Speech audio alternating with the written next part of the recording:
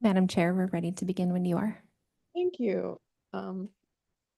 All right, yeah, let's begin the meeting. Can you guys hear me all right? Yes. Okay, great, thanks. The Meridian Arts Commission's mission is to develop, advance, nurture all facets of the arts to enhance the quality of life for Meridian residents and its visitors. Today is April 10th, 2025, 3:30. Let's do our roll call. I think that that Jay and Crystal will be a little late. And I'd also like to note that there is a typo on the agenda. It says Vasil instead of Jay, so we'll note that. But let's get started. Lizzie Taylor. Here. Bridget King. Here. Sean Muscolo. Here. Brecken Bird here. Crystal Paulson, she'll be running late. Patrick O'Leary. Here. Bobby Gatan. Here. Sayun Song. Here. And then Jay will be running a little late, so we'll but yeah, if we want to, let's move on to the adoption of the agenda. Do I have a motion for that? Madam Chair, I move to approve. Lizzie Taylor. Madam moved. Chair, I second that. Bobby. Seconds. Thanks, Bobby. Do we have any opposed? Okay, all ayes. Next, we will approve the minutes for Oh, the. Brecken, I'm sorry. I think we skipped the vote. Oh, I'm sorry. Yeah, any opposed? Sorry. Oh, sorry. You have to all Oh, in favor. All in favor. Sorry. I. Excuse me. Thanks, Emily. Yeah. Yeah, all in favor, all ayes, any opposed? Great. Okay, that one passes. Okay, approval of the minutes from the last meeting, March 13th, 2025. Do we have a motion to approve those minutes? So moved. All right, was that Sean? Yep. Okay, Sean moves. Do we have a second? I second. Thank you, Sayun. And all in favor? Aye. Okay, Aye. and any opposed? Great, that passes as well.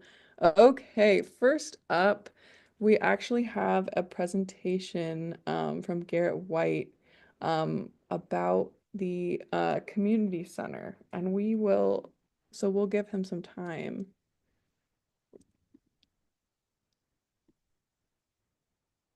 Thank you, Garrett. Madam Chair, members of the Arts Commission, thanks for having me tonight. I'm going to point at Cassandra to get the presentation up in front of me here, and then I can start talking more about it. But really, I'm here to talk about the new community center we're hopeful to build here soon. Right now, the location is at Settlers Park. We just purchased 11.364 acres or something like that, a little over 11 acres from the school district that's attached to Settlers Park that I'll show you here in a second. And that's the new location for the community center, along with some other park amenities that I'll kind of go through as we go through the presentation. Are we able to get the up here?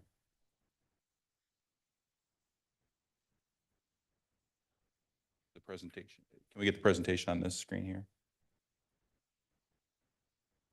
Well, I have it in front of me here as well, so I'll just have you drive if that's all right and go through it. So can you go back the first slide for the community outreach?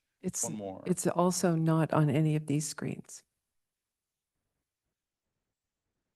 Okay, we can push pause for a second, I'm sure. Now, see, I broke it the last. You broke it? Yeah. Patrick's fault? No. Yeah. Another one. We go on PC That's what I thought. instead of presentation. You on PC? Yeah, she put me on PC. Zoom Workplace. That's what I thought I had to be on, was presentation too.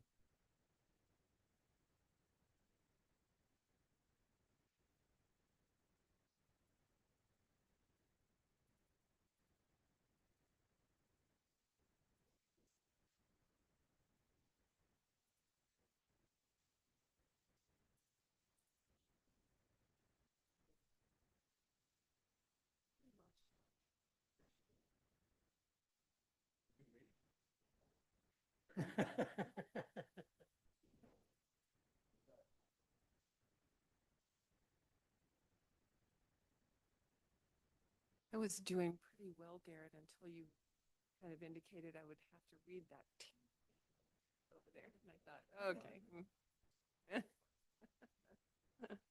Go from memory.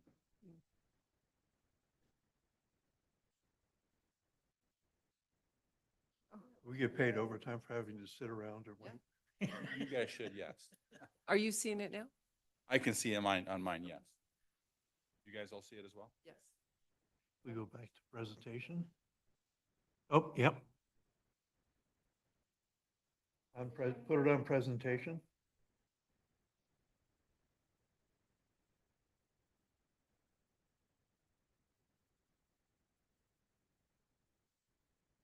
Good, I can see Brecken on the bottom of my screen.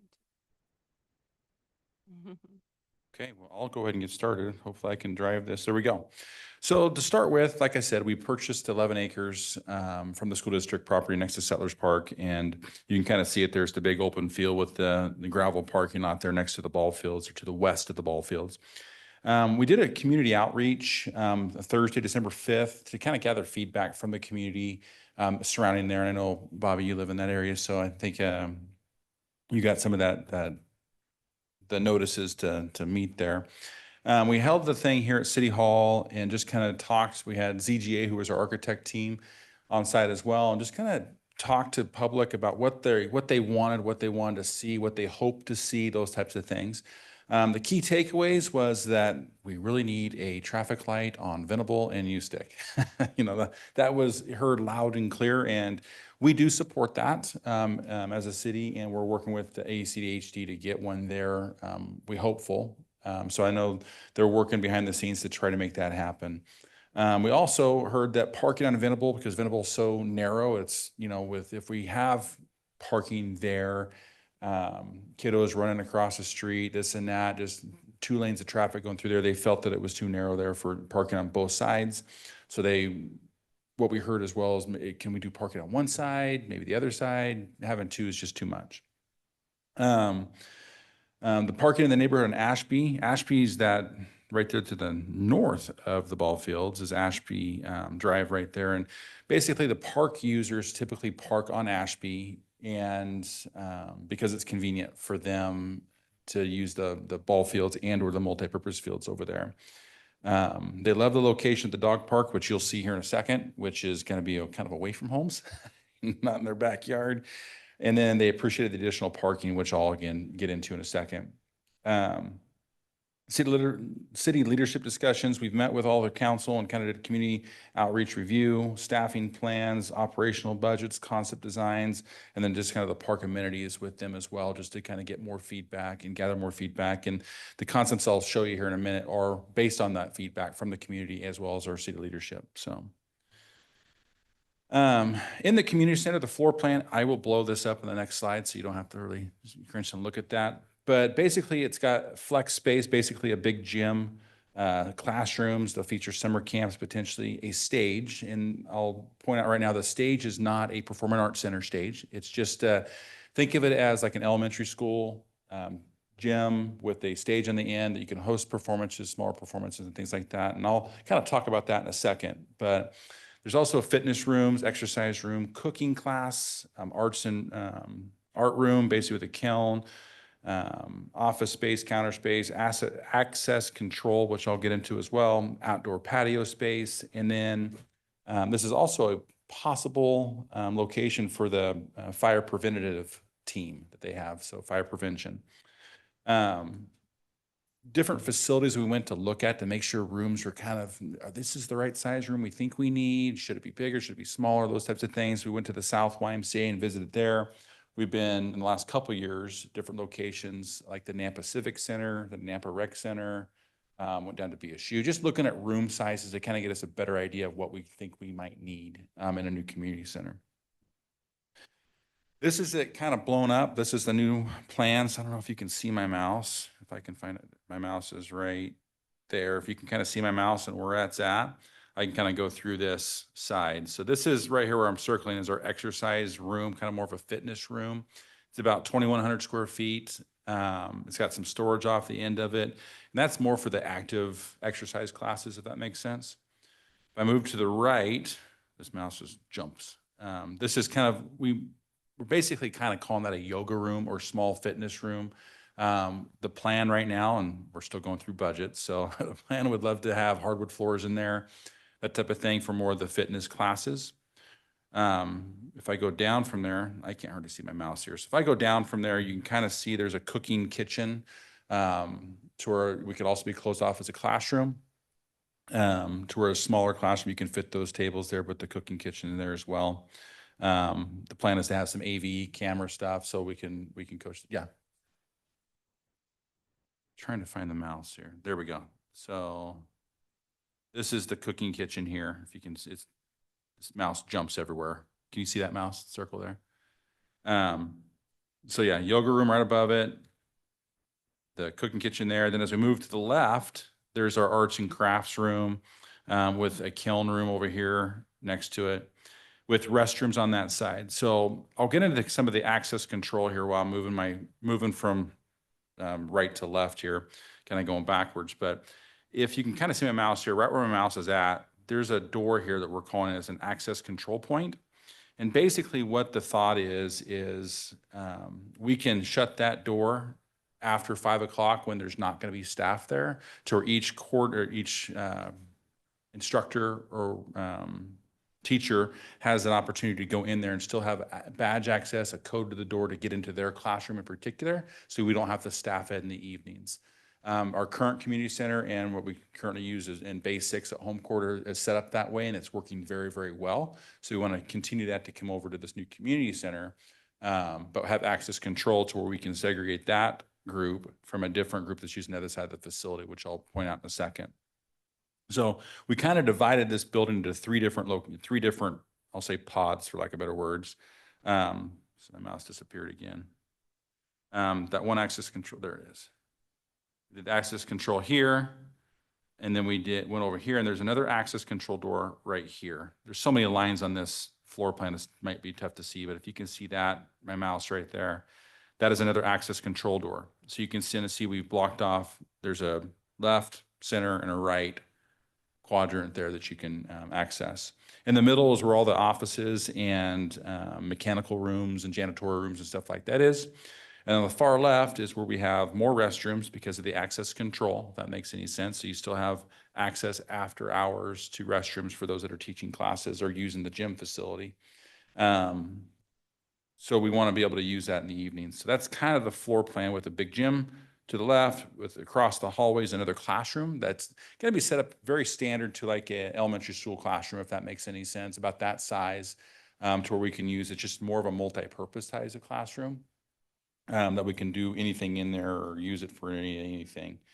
One reason why we put a classroom on that side with the gym is this is a future summer camp location. And when we have summer camps, we do like to segregate the kids from other people in the public because we're in charge of them. And we want to make sure that they're safe and secure and good to go. So we always try to segregate them on that side, which again, we can lock that door. They have their own restrooms, own classroom, and a gym. And in our current setup in our summer campus, or summer camps and classes that we offer in the summer is that's exactly how we use the schools currently.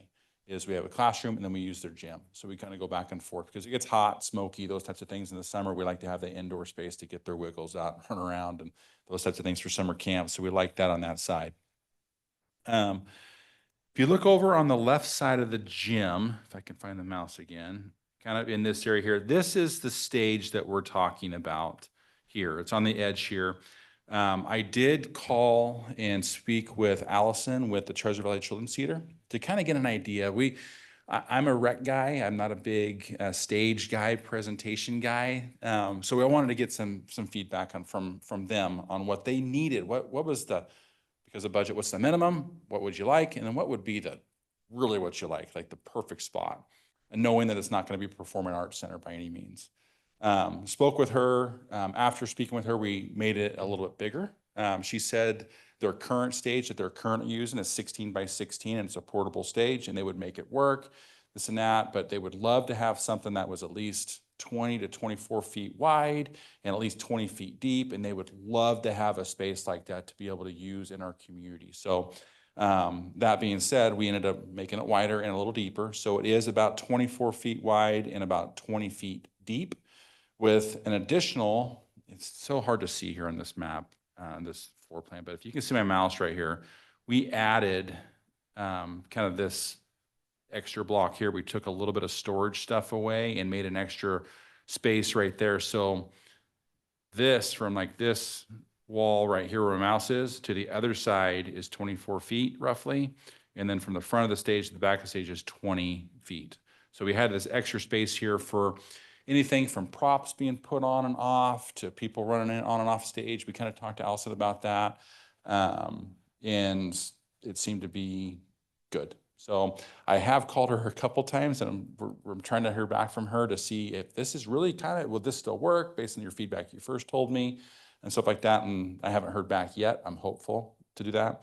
I also have been trying to get a hold of the Huckleberry Theater as well and talk to them. And I did speak with them briefly, kind of going back and forth, but they would like something a little bit bigger if it preferred, but would they use it? I'm still trying to figure that out. So we're still working through some of those logistics of that. If you can kind of see in the bottom left corner here of the community center, that's kind of where it's kind of gray. That is where the fire department, the preventative fire stuff would go, the team would go in there. Yeah, thank you. There's a Sally Port, which basically is a big garage you can drive through, right? And they want to be able to do tours of fire stations and things like that. They have Boy Scouts, Girl Scouts, some schools come. This is a great educational location for them, along with a couple offices. And they're still working out the floor plan. So right now you can see the 3 offices there, some storage and a restroom, this and that on their side. But they're still working out the logistics of that and what that floor plan will actually look like on their side. But this is just the most up-to-date one. I'm going to stop right there before I go on to the next one. Is there any questions regarding the floor plan in particular? Yeah, do Like- you have a spot for chairs to be stored for the stage and how many seats are there?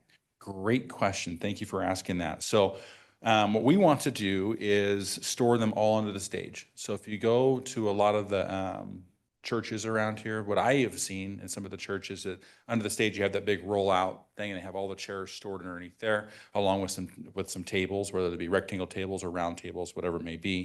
And then we also wanted some access for that exact same thing, the mouse here again, on this side of the stage. So if you're in the gym, you're looking at the stage to the right side, there's that wall, if you can see my mouse right there. We want access into that stage to store stuff as well. So a lot of storage underneath there for tables and chairs in particular. We're making the stage height. They're working on this right now as we start going into more design development, how high the stage really needs to be able to stack that many chairs, or how many chairs we can stack in there. So the number is not quite there yet, but the intent is, yes, to have tables and chairs stored in there.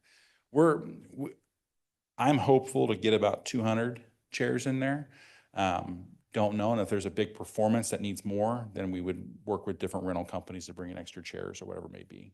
You have fire department estimates on what the whole Hold. facility can hold? Not yet. As we start going more into design development, we will. Those are great questions that I'm hopeful to come back and tell you all these answers. But I mean, that gym right there is, I can't read. I didn't bring my glasses, but it's probably 7,500 square feet. So it's a big size gym. So we're hopeful for several hundred people to be able to go in there. Great, thank you for those questions. Will there be any seating in the gym? Or if there's, or I was thinking if there's tournaments going on or community clubs playing basketball or volleyball or that the community can come and sit in? Oh, I would say yes. So I see this gym having some obviously benches for teams if there's a basketball game or a volleyball game on the side like you typically see at other places. It won't have the big bleachers that are mechanical that fold out like high schools and stuff. But if you've ever been over to home court, we have what we call tip and roll bleachers. They're 3-row bleachers that you can tip up and roll. They're aluminum. They don't hurt the flooring and those types of things. We could see maybe putting some of those in there. Those are better on the floor than the folding chairs, you know, but they are, they're a little harder to move by themselves. I can do it. But I don't know how much longer I can do it, but it's typically 1 or 2 people needs to be able to tip them up and move them. But yes, we would like to have seating capacity, at least 2 or 3 of those bleachers in there and or longer benches for parents, people just to come and watch. Yeah, I was just thinking of, because I've seen the portable bleachers and thinking, well, if those were in there, then when they did a show on the stage, being able to pivot them, Yeah. and you could probably seat more that way and put chairs in front if you had to sell more. Absolutely. And that's what's super nice about the tip and roll bleachers, right? You can tip them up. You can fit, I mean, depending on the length of the bleachers you get, right? You can get another 30, 40 people tight, in there on each bleacher. If we have 2 or 3 of them, that adds behind the chairs as well. So that's a great point. Yeah. The 2 rooms, I'll just call it north and south of the stage. That's both those rooms are accessible from that space? Yes. So there's a hallway in between. Sandra, I'll let you drive if you, my mouse, I can't hardly. Oh, the storage areas. Yeah. Yeah. So those are just storage for the gym space. Okay. The intent, I can talk a little bit about staffing. I think this is a kind of a good segue into that. The staffing right now, we're planning on using existing staff that's here at City Hall to move over to this community center to not increase staffing. The only increase would be right now is proposed is to do a promotion of one of our coordinators over to as a facility manager over there, and then backfill that position with the seasonal position they currently have and make that seasonal position full-time. That is the intent right now, or the thought behind it, but it comes with, council needs to buy off on it and go, but that's kind of the plan we're moving forward with at this point, and we hope council will approve that.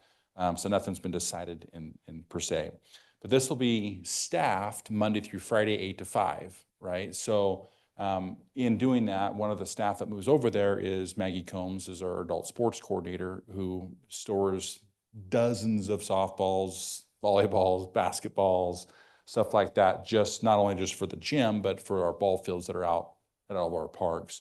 So a lot of that space will be used with that. Maybe more pickleball nets, volleyball nets, those types of things that'll be going on in there. Maybe some tables and chairs based on where we're at and what we need. So we wanted to make sure we had plenty of storage there. And I don't even know if that's enough. We're still going through all of it, but those are going to be more storage than anything. One thing I should say, because it's inside that storage, kind of the bottom storage thing on the gym there next to the stage, is you won't see a ramp on here, right? For ADA accessibility to get onto the stage. So because of space and square footage restraints, we ended up putting a lift right there. So it's an elevator, a chair elevator that goes up and down right there, that you can see the mouse. So that gets us through all the ADA compliancy stuff that we needed to get through. One thing I should say is the square footage, this is all going to be built with, if we're get council approval, it'll get built with impact fees.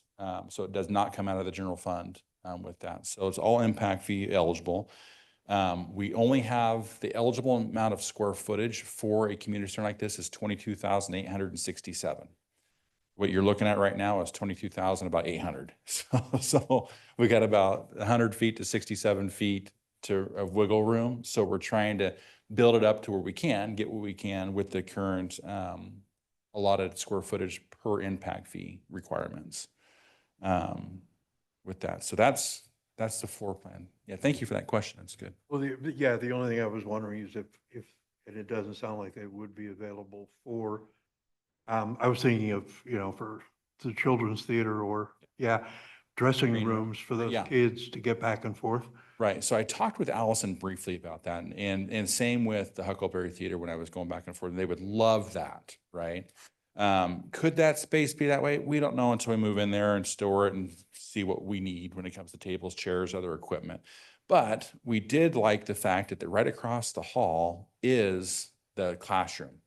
Could that be a room, green room? Maybe, don't know. Talking with Allison, she was just super excited to hear that we were thinking about this.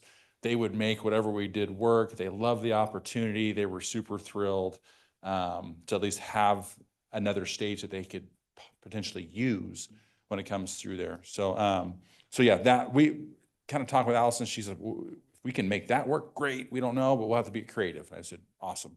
Awesome. So it's not a performing arts center. It's not going to be perfect for everybody. But we want to at least give them the opportunity to have something there for those reasons. But yeah, that's a great point. I have a question. So we discussed a little bit before about like cleaning and stuff, and you, at the meeting, you had said that the cleaning supplies were in a different location where if the building was closed, you couldn't get to. So I was wondering if you guys have kind of problem solved that. Great question. Thank you. Those are some of the logistics we still need to work out, right? So the main hub, janitorial hub, like with the floor sink and everything else, will be kind of in the middle hub. But each classroom does have cubbies and cabinets and sinks and those types of things that we can stock with those types of cleaning supplies. We've talked about floor drains for the, if there's clay and pottery, I think you helped us with some of these things. So we want to have some of those items available, ready for people to use because of the access control. But those are exactly the logistics we still need to kind of work through as we go through design development. What is there? Is there one cabinet in each room dedicated just for the cleaning supplies? Probably. Maybe it's a shelf. We don't know yet until we get into it. But that's a great point. Yeah. One other thing I was thinking about too is if the theater groups wanted to use this space for rehearsals prior to their shows, what would the logistics of that be with everything else you guys have going on in there? That again is a great question. The fact of right now, I mean, just Maggie alone, just with her volleyball group, she turned away 42 teams last spring, right? Because we don't have the gym space, right? So you add those 42 teams, she could use that every night, right? But we want to have a balance of community education classes in there, sports in there, those types of things. So if it's not being used for sports, it could definitely be used for community education classes. And Maggie typically in the summer doesn't play indoors. It's all outdoor stuff, right? So that gym becomes available in the summer, when it's hot and smoky, to where when she runs her softball leagues, volleyball and basketball is not going on. So there's an opportunity for groups like Treasure Valley Children's Theater or the Huckleberry Theater, whatever, to come in and do rehearsals here. Love it. We got to work out through the logistics of, like staffing, rental agreements and stuff like that if we need to. But there's absolutely space for that, and weekends potentially, right? So we're not going to staff this, but in our mind, it's, come get meet with the facility manager, sign the rental agreement that we need to create still. Emily, we're going to be doing that soon, I'm sure, as we get through this. And just kind of, going through the rules and regulations that we have set for those. So if Huckleberry Theater wanted to come or Treasure Valley Children's Theater wanted to come and rehearse on a Saturday, we'd meet with Allison or whoever the person in charge is, fill out the rental agreement. Here's the code to the door. You have access to that side. We're going to make sure everything else is locked up. You have restrooms and the gym available. So we're working through those logistics as well, but that's the intent right now.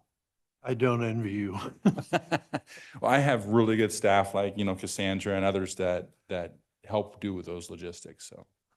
So for classes and stuff, are you still planning on doing the same style of registration? Yes. That? Yep. 70-30 split with instructors, online stuff, throughout everything. Yep. So if you were to do a Little Palace class or whatever it may be, then you'd get a code to the door, your access code would get you in here and it'd get you into your room only, and obviously restrooms, that type of thing. And there could be a Zumba class going on across the hallway there, right? And just one other point that we've talked about, some of the logistics as we get into the design development stages of this, those exercise rooms, we want to make sure they're very, very soundproof so that we can have a cooking class going on when there's a Zumba class going on across the hall and it's not disruptive to either one, right? So, yeah.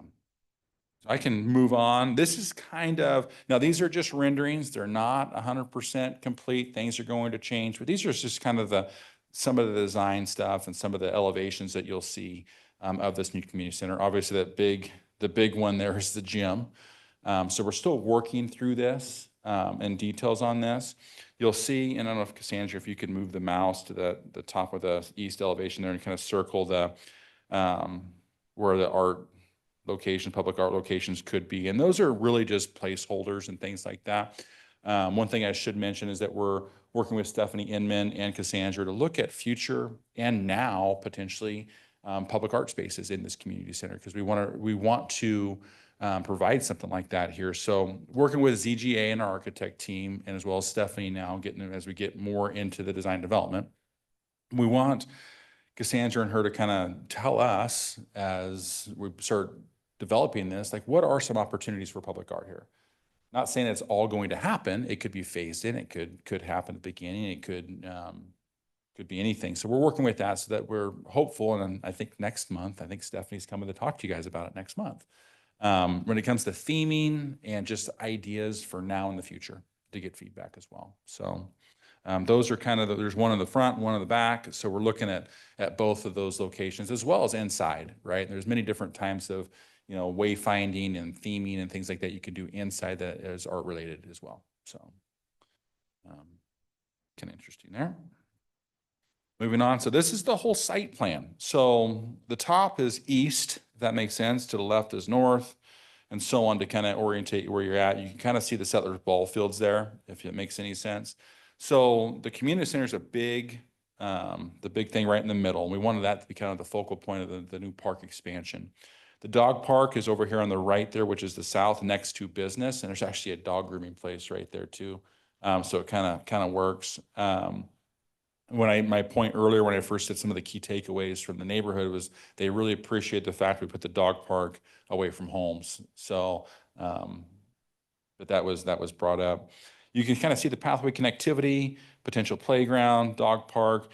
The open play area, bottom left there, is realistically going to be a big grass field. That's kind of our thought right now, because we do need more rectangles out there. Believe it or not, Settlers, yes, it has a bunch of space with screen space. We get calls all the time. Skylar Cook in our department does all the external events and works with all the youth groups that run sports leagues or whatever it may be out in the grass, and we need more grass space. So the intent right now is to make that non-reservable with exception of special events if they wanted to. And the reason we're allowing special events is you can kind of see, it was tough to see, but there's gates right there. We want to make that feel as an overflow parking so that people aren't parking in neighborhoods. We want to make it convenient for people to be able to park not in the neighborhood. Because you also see those two parking lots to the east or by the ball fields. Those two parking lots are realistically, they are going to be MYB, Meridian Youth Baseball Softball, is helping pay for those. They have verbally committed to help pay for those, and now we're getting into another agreement with them as well. We're working out logistics with that I'm working with them to try to get those to come to fruition. But they're really wanting to help as well and try to get people to not park in the neighborhood. They want to make it convenient and stuff like that. So we're working on a partnership with them. So that's why you see a lot of the parking right up next to the ball fields, because they are helping pay for those. Back patio, this is where you can kind of see the back patio and some of the design of the back patio there. We're still working through logistics of that too, but we want to have some kind of a pretty cool patio type of thing that you can go indoor and outdoor. And if I go back real fast to the floor plan, the exercise rooms over here to the top right, those two rooms that are exercise rooms, have garage doors that open up onto the patio too. If you wanted to do an indoor-outdoor exercise class, you have that opportunity to do that. One thing I forgot I didn't bring my glasses. I can't see hardly much in there. But that's kind of the floor plan. Just to between the community center and the ball fields, you can kind of see that rectangle, which is open green space. That's kind of a small event space, if that makes any sense. It's not meant to be a big soccer field, although it'll probably be used for soccer and those types of things with little ones. But we have to the right of that a little food truck pull out there so we can have food trucks. that's just to roughly tell you about how big that is. You could probably get about 3 food trucks in there, pending size, right there to where you could have a small food truck rally or whatever it may be and sit in the grass and the patio and those types of things. So that's kind of the intent there. And obviously the pathways and connectivity around a playground. So that's kind of that is the site plan. I can tell you right now, we feel like we're over budget still. So we're still working through that. So this is going to change, right? We're going to look at phasing options and those types of things as well. But the overall gist of it, this is what we want. We know that parking is a desperate need. We've tried to relay to the neighbors, and I think we've done this. So Bobby, I don't know if you've heard this yet or not, but since you're the neighbor of the park here, is parking's going to get worse before it gets better because we have to rip out the existing gravel parking lot during construction of this. So all that, about 150 parking spaces are going to go away before these get put in. So there's going to be a season or two that's going to be rough. So I'm trying to prep the community around there like, hey, this is coming. So buckle up type of thing. We will schedule the park differently, if that makes any sense. So what we will do once this goes into construction is we'll block out more things for more just drop-in use. People can still use the park, but we won't have as many reservations in the big shelters so that we don't have a 300 person or 300 group rent shelter A or shelter one there now that's taking up a bunch of parking as well. So we want to try to schedule the park and better or more precise that year when we know that parking is going to be tough, if that makes any sense. But people can still show up and just use the facility in the park as well because it's a public park. We want them to. So for that. So next steps, schematic design development is basically completed. We're moving into the design development. We meet Monday with ZGA to kind of start moving into the design development, which is a lot more detail on what we're going into. Some of the logistics we talked about, like the cleaning and how many tables and chairs and those types of things would go in there. So we're moving into that. Continue to work with Stephanie Inman on public art opportunities for now and the future. We will check in with city leadership again as well. We want to bid this and have all the bid documents ready to go October 1 of this year. That's the intent. So we're working with city leadership right now and during budget to see where we're at. And we're part of my job is to continue to work through the operational budget, like with the O&M, operation and maintenance, staffing, all the above, potential revenue sources, those types of things of this facility. So we're still working through a lot of that stuff. This summer is going to be a busy summer. And then we hope to break ground in spring of 2026. We will not open the facility until October 1st of 2027, which is the budget year of FY28. Does that make sense? If not, the spring of 2028, just based on construction and how long it takes. But we have told council we will not open in any earlier than October 1 at FY28 for budget purposes, stuff like that. So I'll stand for questions if you have any, please. Can you talk about the budget? If I told you off the top of my head, I'd probably be wrong when it comes to numbers. Rough. I'd prefer not to, just because I'm not sure yet, and we're still working through all those logistics. But as we start working more through design development and go through the budget processes that I present in front of council, I'd be happy to share them once I get them gathered. So Just curious. I have, sorry. Oh, go. I have a quick question on your exterior plan that we were looking at. You had a future addition on the back planned out. yes, great question. So I'm like, I guess my question is, you're already kind of anticipating we might need more space in the future. What do you anticipate that space looking like? More gym, more classroom? What is that? Great question. Thank you for that question. It's one thing I didn't see. I didn't bring my glasses, like I said. So that right there, we kind of have a future gym on that side. But we also left that green space just on the top here of the patio as an open space as well, in case we need future wing of classrooms, right? We don't know what that'll be. So we wanted to basically shape this park expansion to where we can grow and can stub sewer and water out those directions for that purpose. That's a great question. Thank you for bringing that up. So yeah, we think we kind of figure we'll need another gym here in the near future. And potentially more classrooms once this thing gets rocking and rolling and people know about it and find it and we start programming it. So we wanted to leave room for a gym and or classroom space. Which is great. And that was going to be part of my next question was, I know that when you expand, you have to think about all of that septic and Yep. plumbing. And I see, yes, you've left plenty of space for that. So Yep. thank you. That was my Yep. question. No, thank you. And that sparked another thought here that I done this presentation like 3 times. And I think of new things every time. So very top left of this floor plan here is you'll see 2 restrooms. Okay. Those are restrooms that are accessible to from the outside. You do not have to come into the community center for that. They're over on the dog park. Right now we're planning on having a restroom there as well, obviously at the dog park. By the ball fields, there's restrooms in the ball field area. But if you go back to, site plan here, so that top left of the community center, one restroom is going to face the playground. One restroom is going to face the green space. So if you have little ones practicing soccer or whatever it may be, mom, dad, or grandma or grandpa can just walk them over there and you can see a restroom right there. They don't have to go inside the facility because again, we're not going to staff it after 5 o'clock when a lot of these things are happening in the evenings. So, and then if a playground's being used right there, they can go right there and it's, site, you can see it. And to the point of access to an extra gym, we have to bring sewer and water that far. So it's right there already. So, yeah, great question. Thank you for sparking that memory of mine. I've got one question. Yes. Well, just that open area, were there ever any discussions about, and I know given the budget, it's not in there now, but for a potential amphitheater so that outdoor events could happen? I'm assuming you're talking about the space between the ball fields and the Well, either there or the open play space? open play space. We think it's too close to homes. Okay. For that. Right now,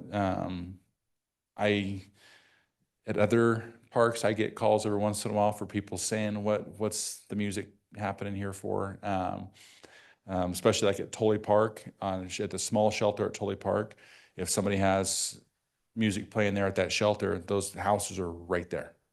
So we want to be good neighbors as you would too. And I don't think that's a good spot for an amphitheater by any means, but in the back here, we've talked about doing some kind of event type of area, and off the patio, you could have a pretty cool concert potentially, like they do here in front of City Hall. That could be a decent concert, as long as the sound and stuff like that isn't traveling to be disruptive to our neighbors, right? But yeah, that's a great question.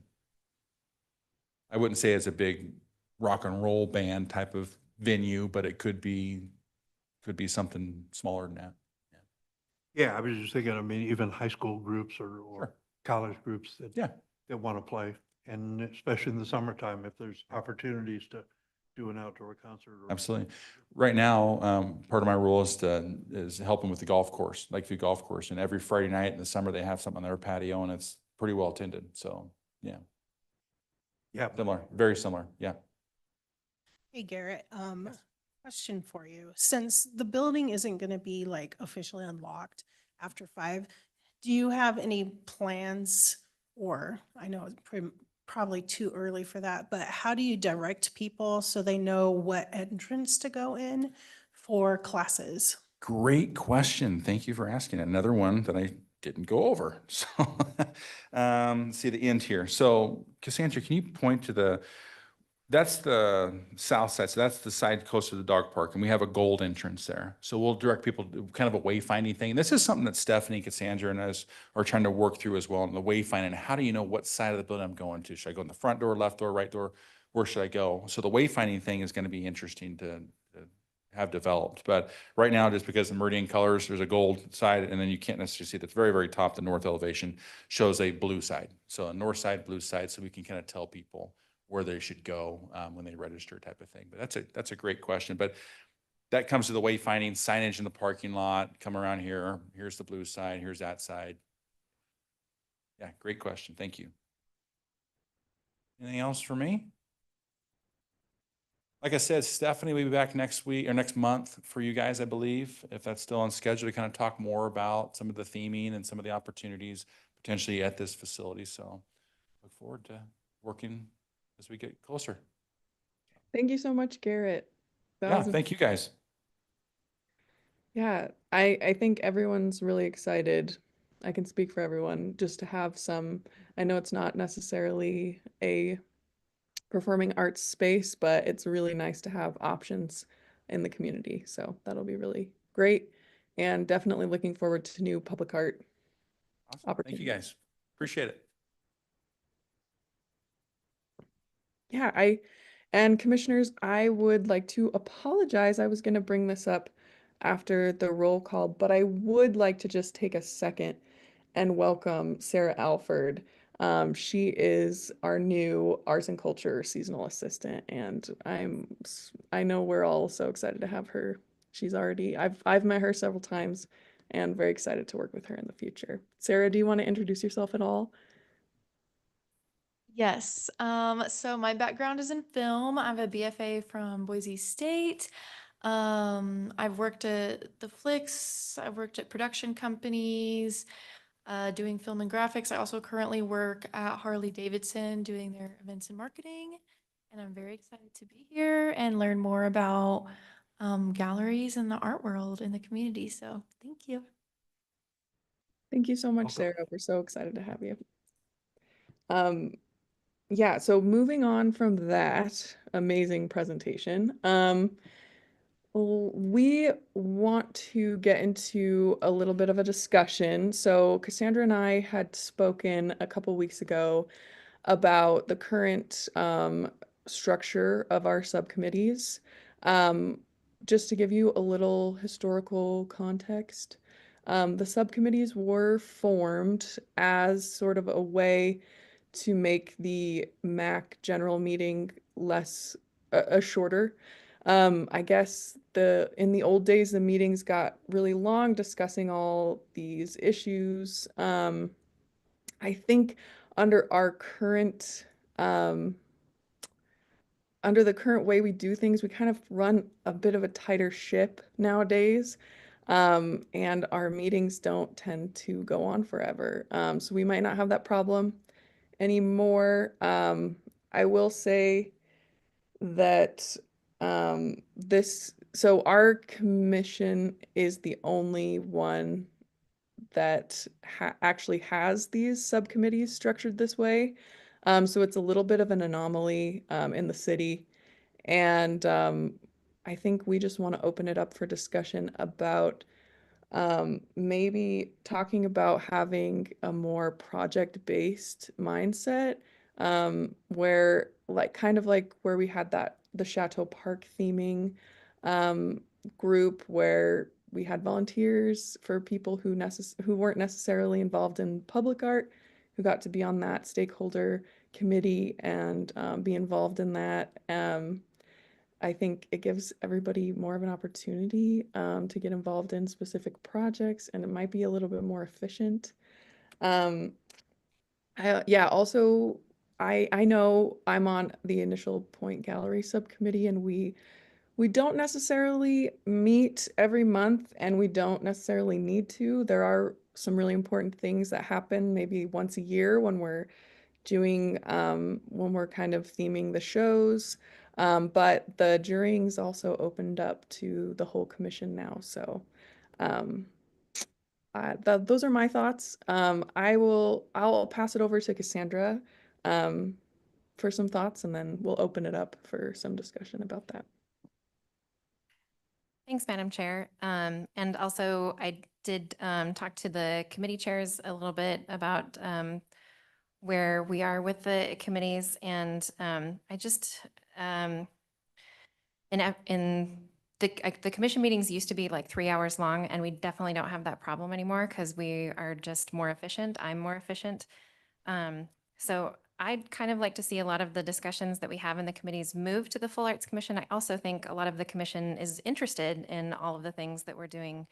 One of the projects in particular we have been talking about is the public art plan, for example. And I think rather than having just the public art committee work on that, there's more than just the 4 commissioners on that want to be a part of that. So I'd like to move the public art plan into the full commission.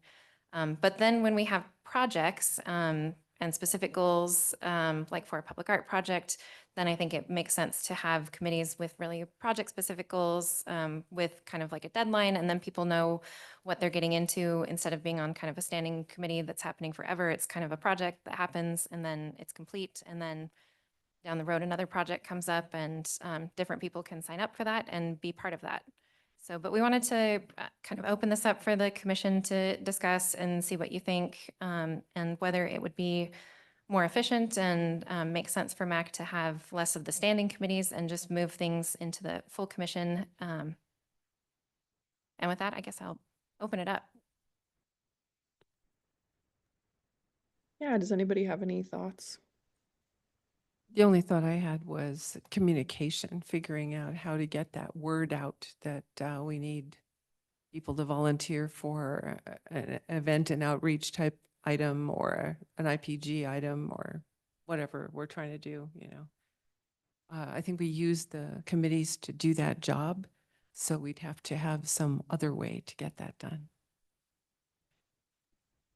Thanks, Sean. I think in my view, we do as a commission communicate pretty well, and Cassandra especially, I feel like, is really good at updating us and getting the word out about volunteer opportunities. And I think everyone on the commission has been really great about volunteering for things. We're gonna have enough volunteers to do a tent for the whole weekend at Meridian Fine Art Fest, and we have everyone's always really willing to staff art week, and yeah, it seems like that hasn't been a problem so far, just with volunteer opportunities that are open to the whole commission. So maybe we can kind of troubleshoot in future. What are your thoughts on that? Me? That's what I meant. Some other way to get that same job done, you know. Madam Chair and Commissioners, the thing that I worry about a little bit, well, I worry about a lot of things, a lot of things. We do our volunteer things like Brecken mentioned at Art Week and stuff like that. That's one thing, but let's say, just hypothetically, that all of a sudden, everybody on the Arts Commission wanted to have a say, as well you should, in Initial Point Gallery. We can't have Arts Commission, if it's more than 4 people, it becomes a commission meeting. Right, Emily? Are you there? I So am we- here, yes, and that Yeah, is we- correct. And we if have- I we have- may, Yeah, oh, go excuse ahead, me. please. I would just add that is actually how the commission used to do the selection and scheduling for Initial Point Gallery. It was a meeting, and it was like everyone's favorite meeting of the year to meet and look at all the submissions. And it was a longer meeting, but there was less business on the agenda for that day. But you are correct that if that is the business of the commission, that would have to be noticed as a public meeting, as are the subcommittees, actually. So anytime you have a quorum, you do need to notice a meeting as a regular meeting, or excuse me, as a meeting. Is that meeting? Thank you, Thank you Emily. for the clarification on that. In the old days, it was the most fun meeting of the year, but now it's broken down that the art that is submitted, which will be submitted by the end of May of this year, first goes to the Initial Point Gallery Subcommittee. We rank it according to all sorts of different stipulations. And if somebody is below a certain number of points, they're not going to get into Initial Point Gallery. If they're above, they may or may not get in, because then the rankings from the subcommittee go, in fact, to the entire Arts Commission. So it's broken down. So it's not one huge, long meeting that goes from now until forever. But I just worry that if all of a sudden, in fits of passion or whatever, that if everybody wants to become a part of what used to be a subcommittee, that we don't have all sorts of commission meetings all over the place. That is just untenable as far as I'm concerned. Thanks, Lizzie. Yeah, I think for the last, correct me if I'm wrong, but I do think for the last 2 years, as far as I've been here, the jurying itself has been opened up to the entire commission.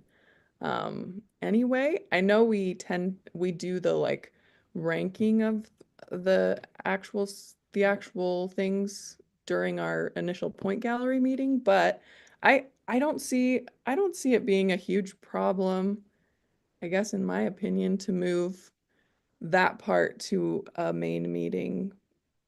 I do think it could be a longer meeting, but if we kind of went in knowing that, it might be okay.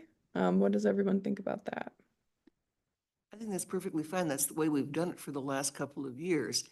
It was very, very difficult prior to that because we didn't have Cassandra and of course now Sarah. It was it was just really, really difficult. But the way that Cassandra and Sarah will put things together, it makes it very easy. It's streamlined. So it's a fun meeting. It's a little bit longer, but we know that we're there at that MAC meeting, and that's the main event for that meeting. Yeah, I agree with that. Sorry. No. So I think the main heart behind transitioning to a different way of doing things isn't that it's not taking away, but it's using our time more wisely instead of feeling the pressure. Because when I first applied to be a commissioner, it said that you had to have like 15 hours a month, things like that, where when I talked to Cassandra, she's like, oh, it's not really that. So I think it's more the concept of we want to value our time. We want to use it wisely. If there's something that we really are passionate about and want to go for, then we can still say, hey, we're going to open up a meeting. We're going to do this. Art week, we're going to make sure that we are ready for that, but taking off the pressure of perhaps we don't need to meet monthly, that it's more of we'll meet as needed. That way we're not draining ourselves, we're not draining our staff resources, and just working smarter, not harder. That might be a solution, is just to have, for example, E&O during the months when it's really relevant and not all year. You know, unless there's a new project that we want to take on, you know. But just leave the committees open, but not necessarily with can we do that? Is that legally okay? Yeah, Sean, I think that's the proposal, really. I mean, I don't think we necessarily need to have specific subcommittees that are standing, but maybe I think what we're kind of proposing is that there would be a project or something that needed to be done or needed volunteers, and there would be sort of a task force formed. So yeah, it didn't necessarily need to be a standing subcommittee that's just there all the time and it's always those 4 people. But we'll say, okay, this is coming up. Who wants to volunteer to be on this team and have these discussions or move this forward, if that makes sense. So I think you know what you're saying is what we were proposing. I guess it just wouldn't be like the same people every time, if that makes sense. So if we just do it based on project or task force formation, then we can have more than 4 people. It's okay? No? Yes. Madam Chair, so technically, if there are 5 or more commissioners present, then that is a meeting of the full commission. If we call it a subcommittee meeting and it really turns out that there are too many commissioners there, and now it's a commission meeting, we would have to talk about exactly how to notice it. The reality is the meetings are noticed either way. So there will not be a legal defect in that meeting. It's just a question of now, is that a commission meeting or is it a committee meeting? If there are 5 or more commissioners present, it seems like something just maybe to talk about with the full commission. So that's just because you've crossed that line. But either way, legally, you're in the clear. Thank you, Emily. Yeah, and I think it would be probably a case by case basis. So that, yeah. Does anybody else have any comments or questions?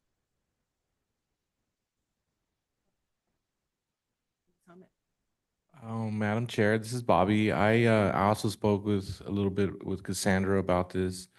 Yeah, I think it's a good idea to use our time wisely, to use it more efficiently. You know, I had a few comments and questions I brought up. I think they already been addressed. Who's leading these projects, meetings?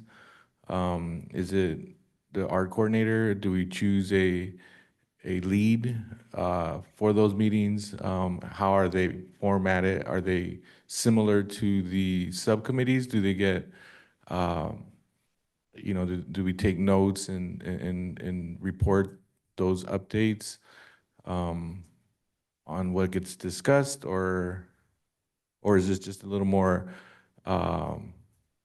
loosely based type of meeting based on the project? Yeah, and I think Bobby, yeah, like you said, maybe we just like we said before, it like yeah, on a case by case, I think that yeah, like Emily said, if there's like 4 people or less, then well, yeah, sorry, there has to be a quorum. But yeah, if it's a small subcommittee of 4 people like on a certain project, then yeah, we'll follow the same probably rules as the subcommittees did. And then, but I think the majority of things could be also just integrated back into the bigger picture MAC meetings, unless there's yeah, Emily, take it. Oh, I didn't mean to interrupt you, but thank You're you. good. Just to kind of add to that. So a lot of your fellow commissions, if they have an issue come up that's of special interest or takes some kind of offline um, workshopping to make it a little more efficient for the full commission, the chair at that time would essentially create a subcommittee, and that committee would convene and, or sorry, the chair would appoint people to that subcommittee, and then that committee would meet kind of like you do in your standing committees and work on that project. So it's more of a project-based model than a topic-based model. And so I will say too, the Parks Commission made this transition a few years ago. They used to have standing committees that met on a regular basis, and they did kind of the same analysis that the full commission wanted to participate in all of the things that were going on in the subcommittee meetings. It wasn't taking a lot of time, and the subcommittees were in some cases meeting quite a bit and unnecessarily so. So really just to meet. So they decided that they would just go back to the full commission hearing things, and if necessary, appoint a committee. And they have done that for different things that needed more research or more input or just a little more time that would not be efficient with the full commission. So I guess I'll give you my opinion. In my opinion, it's a model that works pretty well. And if it doesn't work for you at all and you find that your meetings are 3 and 4 hours long and that's exhausting, you can always go back to the other model too.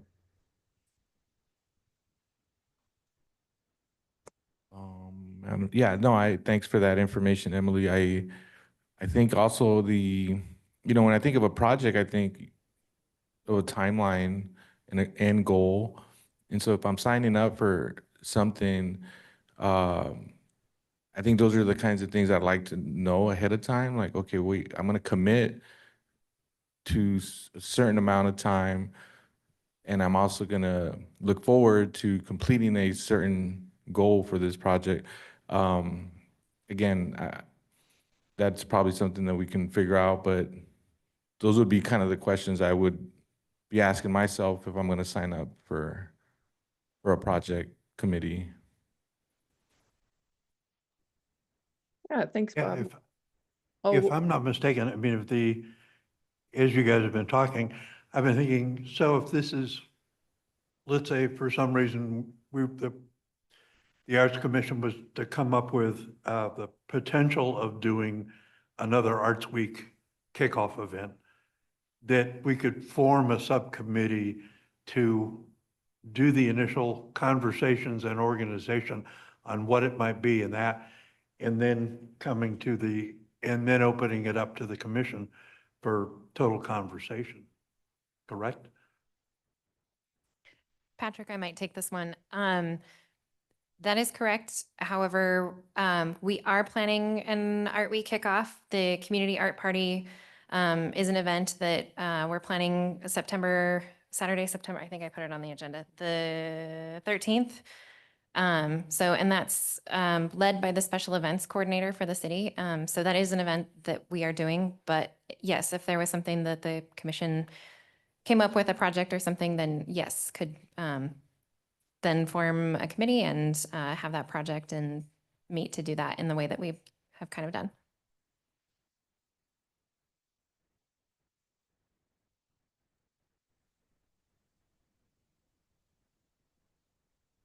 I like Emily's point. I don't have a problem trying this out. And if we don't like it, she said, I mean, we can always go back to how it was, but I think if we're really looking at spending our time in a quality way, and this is proven to be successful, I'm not opposed to giving this a try. thanks, Bridget. Yeah, I think that's a good point too. It's something that we can do on a trial basis, and nothing, needs to be, if it doesn't work for us, we can always go back to what we know. So Yeah, as long as we're not limited to the number of questions we can ask.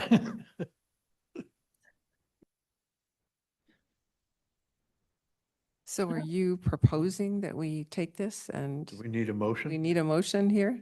So yeah, I'm gonna call for a motion on discontinuing our subcommittees that we currently have and moving those things back into the the full MAC meeting. But yeah, do we have a motion on that? Madam Chair and Commissioners, I move in the interest of productive use of Commissioners and Cassandra's time that standing subcommittee meetings be discontinued unless there is a project-specific need to meet, and that discussions about gallery, public art, and events be at full MAC meetings when subcommittee chairs typically give their remarks. Thank you, Lizzie. Do we have a second? I second. Thank you, Crystal. All in favor? Aye. Aye. Oh, any opposed? Okay. Okay, that motion passes. Thank you guys so much for engaging in that discussion and being willing to try that out. So appreciate it a lot. We can move on now. Thank you so much. And we will let Lizzie talk about Initial Point Gallery. Hi there, everybody. Current exhibit of Leaf and Petal is absolutely beautiful. If you haven't seen it, go see it. Okay, you can by yourselves read the names of the artists and I won't take your time. How many people were at the opening, Sean, approximately? I think it was just shy of 50 or right at 50, if I remember correctly. Is that right? That sounds about right. I typically cannot stay for the whole thing, but 50 sounds about right. All right, the upcoming exhibit is Framed. It's the West Ada School District Annual Student Art Show The opening is on Tuesday, May 6th, and Seung is hosting that. Don't worry about being in a hosting vacuum.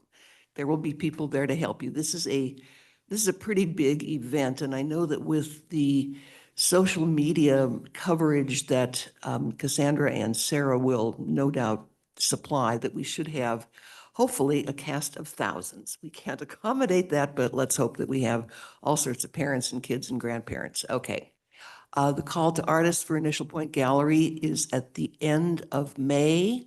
So we will not have an April subcommittee meeting nor a May subcommittee meeting for Initial Point. The next Initial Point Gallery subcommittee meeting will be, we're going to keep it that way for Initial Point because we have this jurying thing to do. This cannot be left just out there loosey-goosey. Will be on the 20th of June at 3 o'clock. Any questions on Initial Point? Great, thanks. I have one question. Yeah. So if, let's say 5 commissioners show up to an opening, does that count as a public meeting? Oh, Emily's going to talk. Back.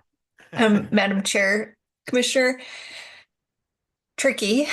So and good spot. So there's actually a recipe to make a meeting. So a quorum plus deliberations. So if there are 5 commissioners at the gallery, you can talk about the art and talk about the weather and exchange recipes and whatever you'd like, but you cannot talk about the business of the commission because that would make it a meeting. So because gallery openings and whatever events you all find yourself at are not noticed as public meetings, then the solution is to avoid talking about business that would be covered at the meeting. Okay, thank you very much for that clarification. Great, thank you, Emily. Thanks, Sean. Does anybody have any other questions? Okay, let's move on. We'll switch it over to Bobby. He'll talk about the Public Art Committee. Hi, Madam Chair and Commissioners. Our last public art meeting, possibly our last subcommittee. We did some planning. We talked a bit about the Chateau Park art dedication on Monday, April 21st. We reviewed and approved a draft agenda that was created by Cassandra. All looked great, and we moved forward with the approval of that agenda. If you are around, it's April 21st at 4 o'clock at Chateau Park. We discussed some ideas. Some of these ideas were kind of brought up at our last commission meeting. One being the mural, a mural event. All in all, I mean, it was a good discussion. I think we just came into conclusion that it was just a lot of would be a lot of hoops and logistics to sponsor something like that by the city through and so we just came up with this, maybe focus our energies more on what we started last year, which is the mural event at the Meridian Art Party. And so we hope that maybe in the future, a community or someone independently, if they wanted to start a mural event, they can do a lot of their personal outreach and do a lot of the legwork. And maybe by that time, the commission can help and support. But for us to really take on something like that, it's just, because whether it be through space and logistics and budget and funding, it just comes down to a lot of hoops and hurdles. So, so that was a good discussion, and we moved forward on a couple updates and some homework. And so, as you all know, Cassandra had mentioned about the public art master plan, and so we just talked a little bit about that. We had some homework on just reviewing the plan that's currently as a draft, and the committee members discussed. The meeting will be our next meeting will probably be on regarding the public art master plan. And so I think based on this new format, maybe I don't know, who gets appointed to that project. But whoever, will be ultimately in that project will continue meeting during these times that we currently have for the Public Art Committee, which is on Thursdays at 3:30. And so next week would probably be our first meeting in regards to the Public Art Master Plan. Commissioner Gaitan, sorry to interrupt. So I'd like to move that public art plan because I know there's more commissioners than just the Public Art Committee to the full Arts Commission. So the next full Arts Commission meeting is going to be the kickoff for the public art plan.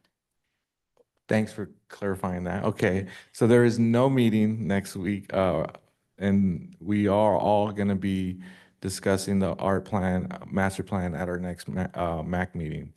Aside from that, we ended with just some quick updates. Not a lot of major updates that were happening in public art, but that was it.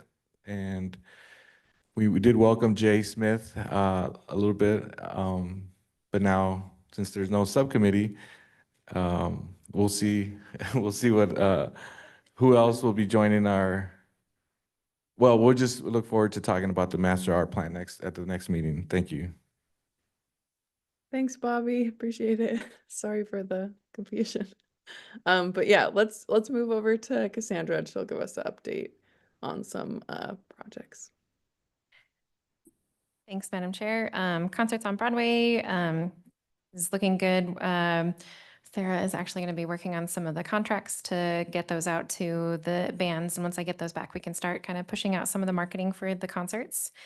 The community art party, as I mentioned, is happening again this year. We really just want to try to replicate what happened last year because it felt really successful to a lot of people. So if we can just build on that event again at Kleiner Park, have the chalk art competition, have performances in the band shell, have the arts organization booths, have some interactive projects. We are excited about that. We've reached out to everyone that participated last year and kind of asked them to, there's a form to fill out to come and be a booth again. So asking everyone that came before back. And then we're going to be working on reaching out to new organizations. So one thing that you could do to help, if you know of an organization that didn't participate last year, that might be nice to bring them in, please let them know about the event and have them contact me or the special events coordinator, and we'll try to see if we can get them to come. Chateau Park Public Art Dedication is happening April 21st. I don't know, hopefully you all saw that announced on the city's, I did it on the social media pages and then also on the media release. So, and we're working with the Treasure Valley Community Garden Cooperative to do a kind of a hands-on activity at that. There will be a sunflower planting and a zine about pollinator and native plants. So there will be kind of a fun hands-on activity happening at 4 o'clock and then remarks at 4:30. The mayor will be there, parks director, and we have someone from the Arts Commission that lives very near the park that will say a few words, and someone from the Parks and Rec Commission that also lives in the neighborhood say a few words. So really excited about this event. Hopefully it's on your calendar. See you all there.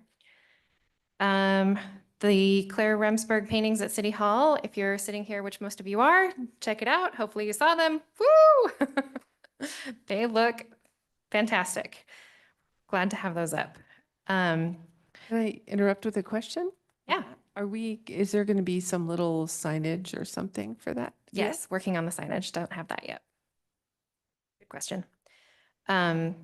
The Laurel Rouse mural at Home Court, just got that contract back today. So needs to be executed by council in the next couple of weeks and then hopefully install around the beginning of May.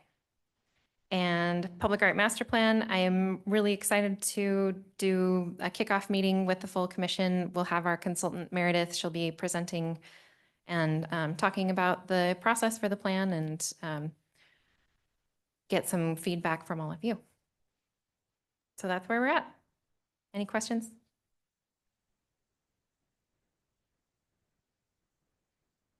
All right. Well, if you guys don't have any questions, thank you for that, Cassandra. That was great. Our next meeting will be on May 8th. And do we have a motion to adjourn? Madam Chair and Commissioners, so moved. Thank you, Lizzie. Do we have a second? I second. Thank you, Patrick. Okay, all in favor? I. Okay, any opposed? Meeting adjourned. Thank you guys so much.